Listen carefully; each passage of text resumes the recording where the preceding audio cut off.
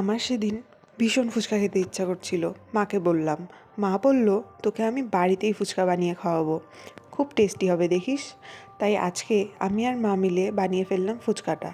ফুচকাটা বাইরের থেকে কিনে আনা হলেও, মানে ফুচকার পাঁপড়টা বাইরে থেকে কিনে আনা হলেও আলুর ফিলিংটা, জলটা, দইটা আর এইসব স্যালাড আমি বাড়িতেই কেটে নিয়েছি, মাকে হেল্প করে দিয়েছি। ভাবলাম তোমাদের সাথেও শেয়ার করি। দেখো কি সুন্দর লাগছে। আমি শিওর তোমরা দেখেই বলতে পারবে এই ফুচকার রেসিপিটা দারুণ টেস্টি হয়েছিল। সত্যি খুবই ভালো খেলাম। বাইরের ফুচকার থেকে অনেক বেশি টেস্টি আর হেলদি হয়েছিল। তোমরা কি বলতে পারবে আমি কতগুলো ফুচকা খেয়েছি?